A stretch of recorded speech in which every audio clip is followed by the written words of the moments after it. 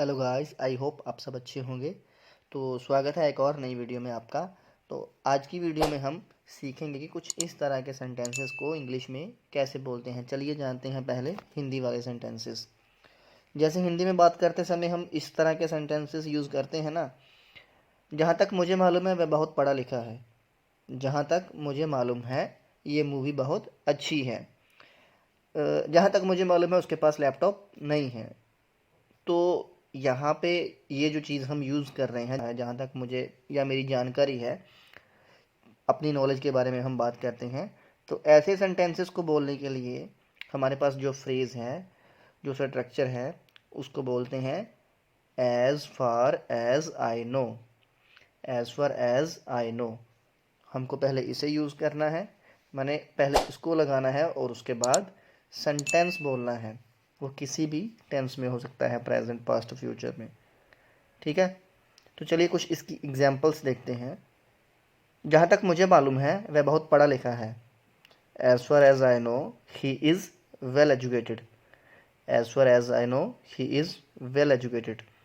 जहाँ तक मुझे मालूम है उसके पास लैपटॉप नहीं है। As far as I know he does not have laptop. As far as I know he does not have laptop. तो गाइज, जो मैंने एब्रीविएशन की एक वीडियो डाली थी, आपने अगर नहीं देखी तो आई बटन पे क्लिक करके उसको भी देख लीजिए। उसमें मैंने बताया था कि as far as I know को आप शॉर्ट फॉर्म में या इसकी एब्रीविएशन को यूज़ करके कैसे यूज़ कर सकते हैं। तो इसकी अगर हम एब्रीविएशन निकालेंगे तो इसकी एब्रीविएशन होगी AFAIK। मतलब जब इंटरनेट पे या चैटिंग वगैरह हम करते हैं तो वहाँ पे हमको इसको जल्दी जल्दी से टाइप करना होता है, तो वहाँ पे हम AFAIK इतना लिखकर आगे अपना सेंटेंस बोलते हैं। तो एक इसके साथ भी एग्जांपल लेते हैं। तो इतना ही हम, मतलब बोलने में नहीं, इसको लिखने में, टाइपिंग पे इसको यूज़ होता है। ठीक है, as far as I know he does not have laptop. ठीक है, एक और एग्जांपल लेते हैं। जहाँ तक मुझे मालूम है वह ड्यूटी ज्वाइन कर चुका है। As far as I know he has joined the duty. As far as I know he has joined the duty.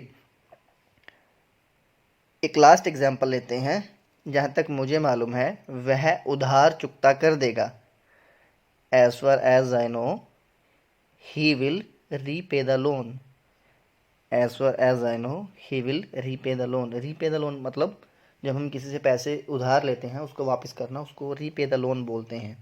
तो गाइज, यही थी आज की वीडियो। इसमें हमने यही सीखा। आप इसकी सहायता से ऐसे कितने भी सेंटेंसेस बना सकते हैं।